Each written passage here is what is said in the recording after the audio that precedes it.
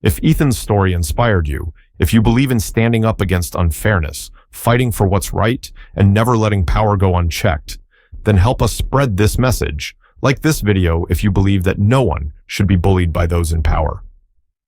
Subscribe to our channel for more stories that inspire courage, fairness, and change. Share this video with your friends and family, because sometimes all it takes is one person to make a difference in a whole community. Let's keep standing up for what's right, together. And now, let's watch the story together. Under the golden glow of the setting sun, Ethan Mitchell stood silently by his weathered wooden fence, gazing down the neatly paved streets of the neighborhood he had called home for over a decade. Maple Grove Estates, a community advertised as the perfect suburban haven with uniform houses, lush green lawns, and an air of tranquility. But Ethan knew better. Behind the polished facade lay a homeowners association, HOA, that no one dared to challenge, an entity ruled with an iron fist by a woman whose name was spoken in hushed tones, Karen. Karen was no ordinary woman. She had transformed the HOA from a regulatory body into her own personal empire, where every decision revolved around her interests. Under the guise of ensuring uniformity and order, Karen controlled even the smallest details of the neighborhood, from the color of front doors to the precise height of lawns. A single chipped patch of paint on a fence could result in a warning letter, and a car parked slightly out of place could lead to a hefty fine. Those who dared to resist soon found themselves isolated, or worse, sued by the very HOA they were forced to pay dues to each month. Ethan had never been one to seek attention. He lived a simple life, woke up, went to work on time, came home in the evening, and spent his free time tending to the small garden behind his house. He had no interest in HOA meetings, despite the whispered complaints from neighbors about Karen's unreasonable rules. But no one ever spoke out against her. He just wanted to live in peace. But that did not mean he was willing to let his rights be trampled upon. Everything changed on a Saturday morning. Ethan had just finished brewing his coffee when an unusual noise from outside caught his attention. Stepping onto his porch, he froze. A sleek SUV sat squarely in front of his driveway, its tires firmly blocking the path he used daily. And its owner, none other than Karen. At first, Ethan thought she had simply parked there temporarily, but as the day dragged on and the SUV remained, standing like a brazen symbol of power, he realized this was no accident.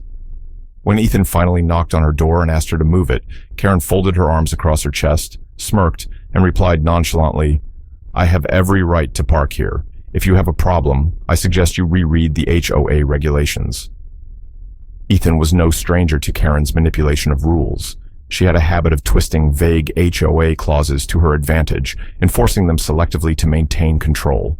But this time, she had chosen the wrong opponent. No longer the quiet man he once was, Ethan knew that if he backed down now, there would be more times like this, many more. Staring at the SUV blocking his driveway, he didn't just see an inconvenience, he saw a declaration of war, a silent battle between an ordinary resident and a self-proclaimed tyrant, and he was ready for it. For the first time in years, Ethan didn't feel alone. As he glanced around the neighborhood, he noticed the subtle yet watchful eyes of his neighbors. These were people who had long suffered under Karen's reign, too afraid to resist. They said nothing, but in the heavy silence, Ethan could feel the unspoken support. They needed someone to take a stand, and he would be that person. He took a deep breath, looking back at his house, at the driveway that had been taken from him. A plan was already beginning to take shape in his mind. He would not back down, and he knew this was only the beginning. The morning sunlight filtered through the thick canopy of trees, casting a soft golden glow over the street.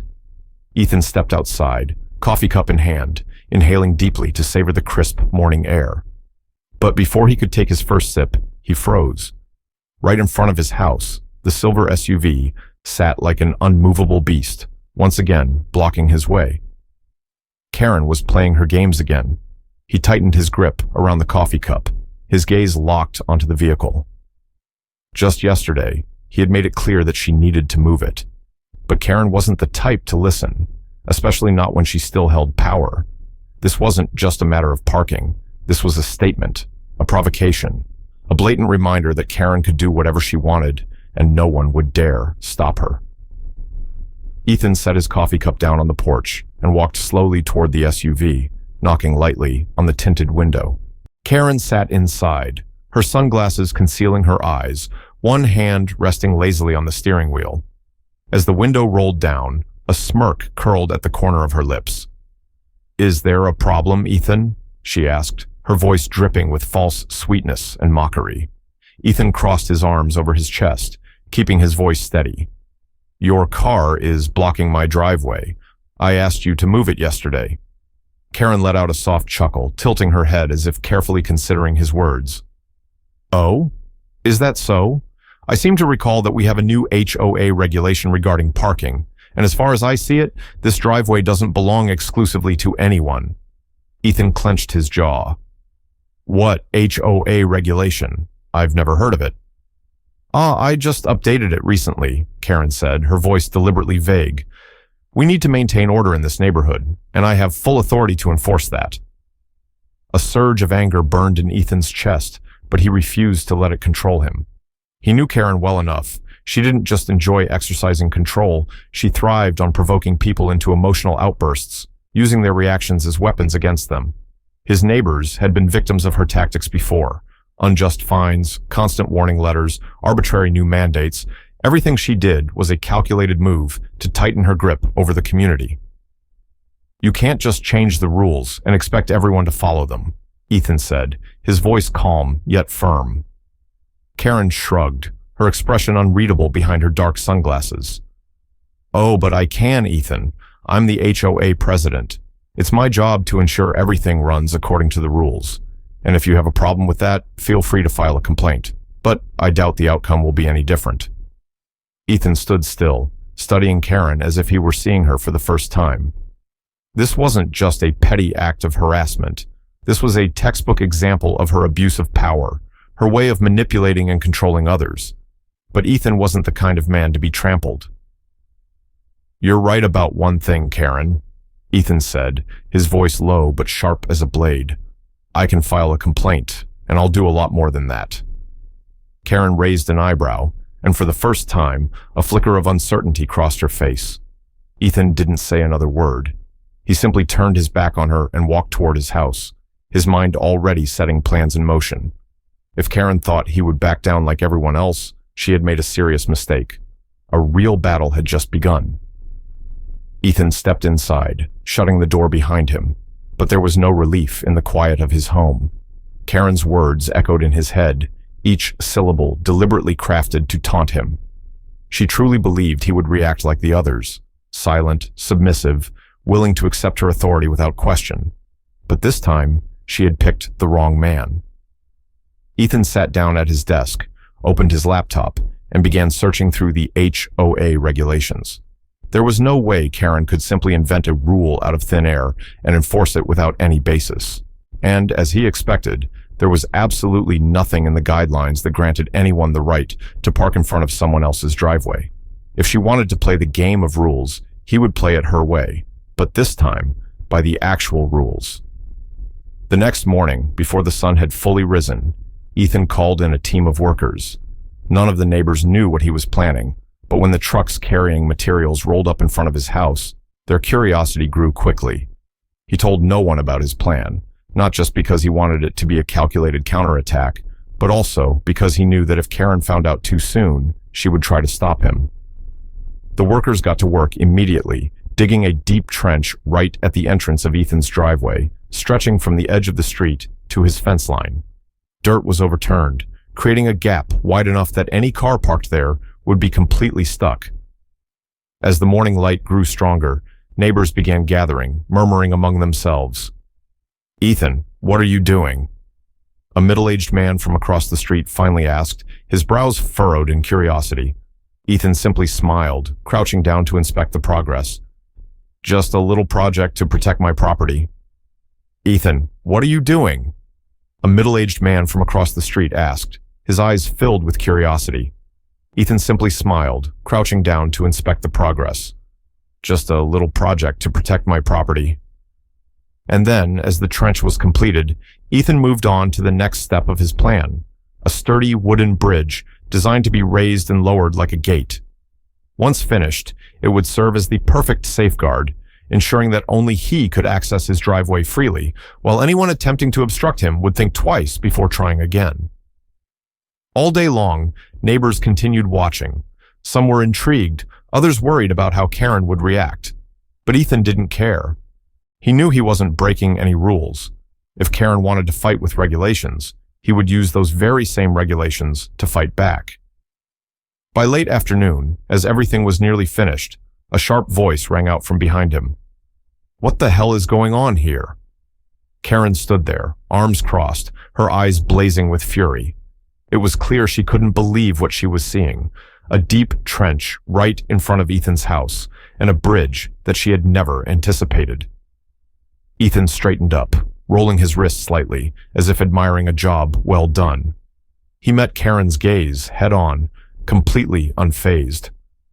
"Just making a few adjustments to ensure my privacy and security," he said, his voice calm yet laced with meaning. Karen frowned, stepping forward, but as soon as she neared the trench, she stopped short. The very trap she had set to make Ethan's life difficult had now become an obstacle for her instead. "You can't do this," she hissed. "This is community property. You have no right to dig a trench and build a bridge."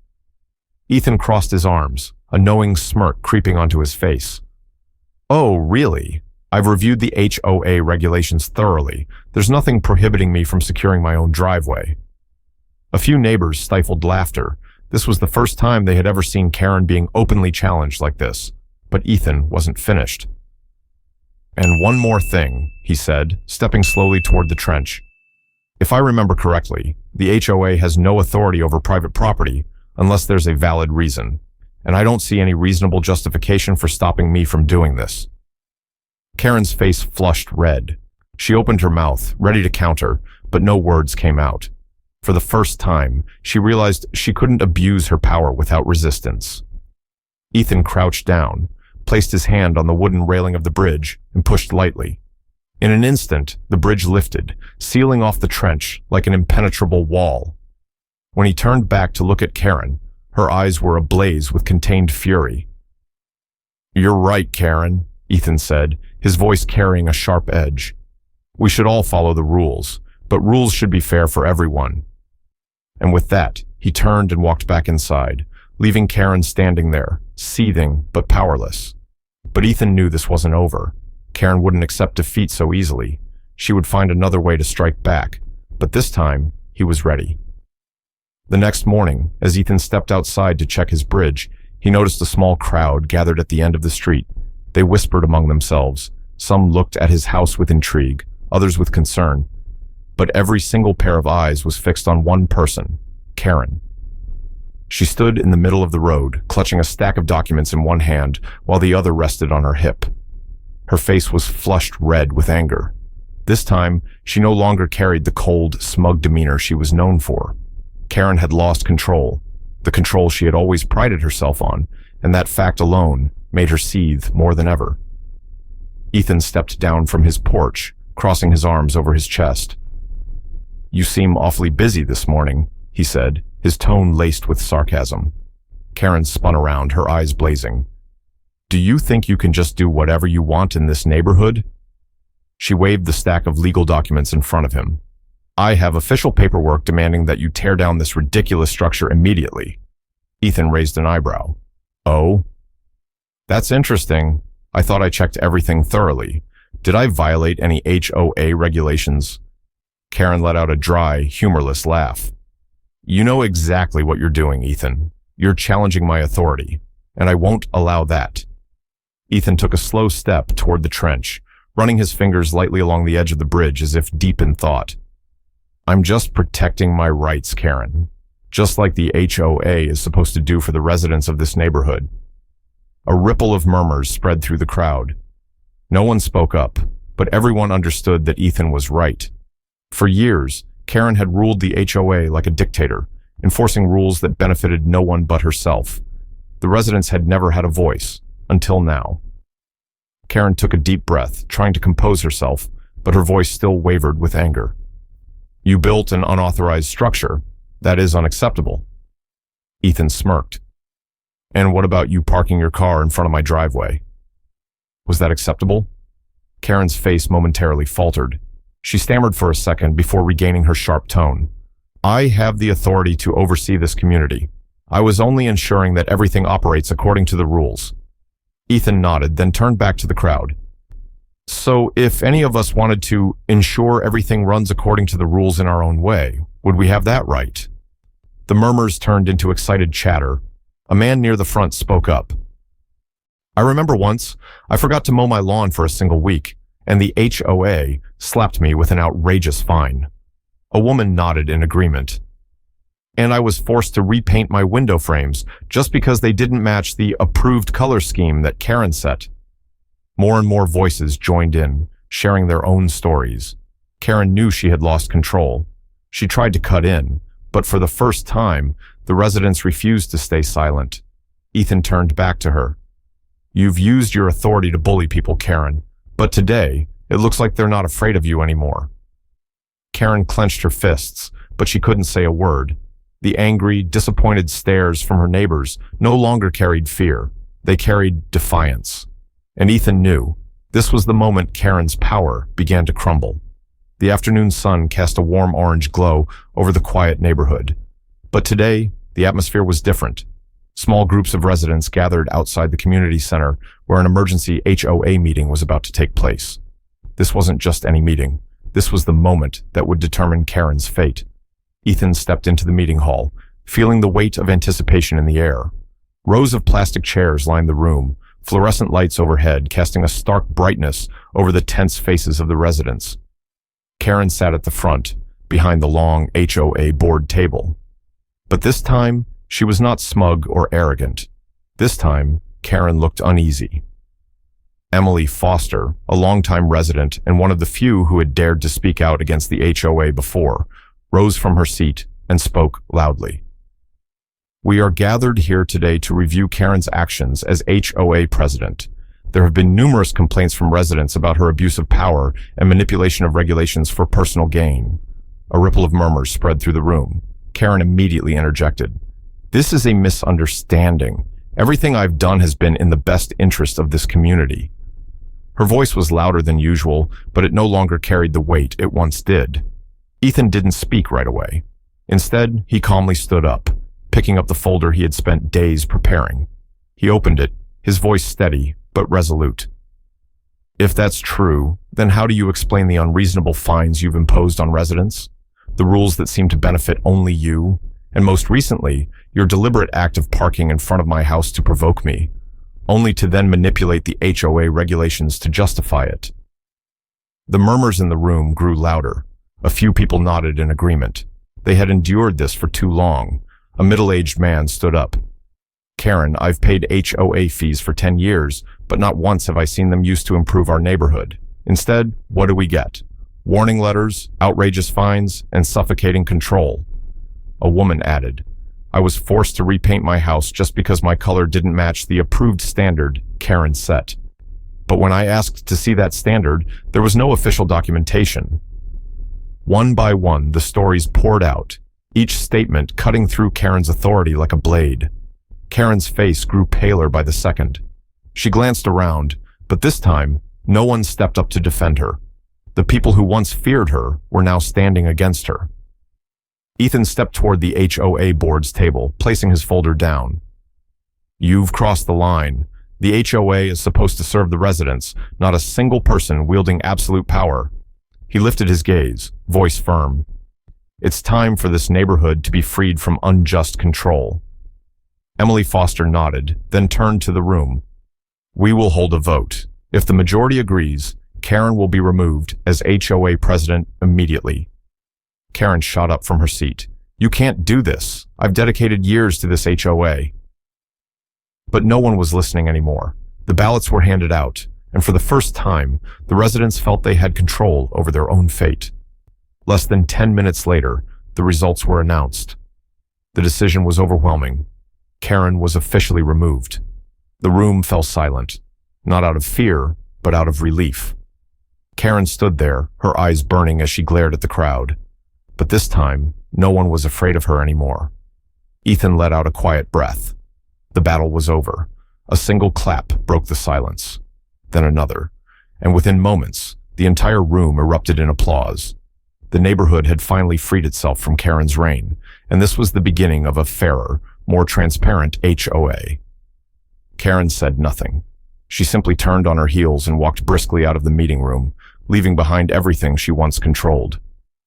Ethan watched her go, then turned to Emily, the woman who would take Karen's place as the new HOA president. "We have a lot of work to do," he said. Emily nodded, and a chorus of agreement rippled through the room. That day marked the beginning of a new era for the neighborhood, and Ethan knew that, though he was just an ordinary man, by standing up against injustice, he had changed an entire community. The sunset bathed the neighborhood in a golden-orange glow, casting long shadows over the rooftops. The atmosphere was different now. Gone were the nervous glances. Gone was the lingering tension among the residents. After the dramatic meeting that afternoon, something had truly shifted. Karen was no longer the HOA president, and the power she once clutched so tightly had turned to dust. Ethan stood on his porch, his hand resting lightly on the wooden bridge he had built. It stood strong, not just as a structure, but as a symbol of defiance, a symbol of victory over unchecked power. He knew that without it, without that bold decision to fight back, he would have ended up like so many others, trapped under control, living in quiet fear. A soft sound of footsteps behind him made him turn. Emily Foster stood there, the newly elected HOA president, a warm yet grateful smile on her face. "You did something that so many people in this neighborhood were too afraid to do," she said. "We owe you our thanks." Ethan chuckled lightly, shaking his head. "I didn't do this alone. Everyone stood up. Everyone spoke out. I just happened to be the first." A few neighbors stepped forward, nodding and greeting, for the first time, truly at ease. A middle-aged man placed a hand on Ethan's shoulder and said sincerely, "Thank you for helping us take back our neighborhood." Ethan nodded, looking around. For the first time in years, he truly felt at home, a place where people could live without fear of unfair rules imposed by a self-serving dictator. Karen was gone, but the real change had only just begun. He took a deep breath, gazing ahead at the neighborhood that now bore a new spirit, not just in its HOA regulations, but in the mindset of the people who lived there.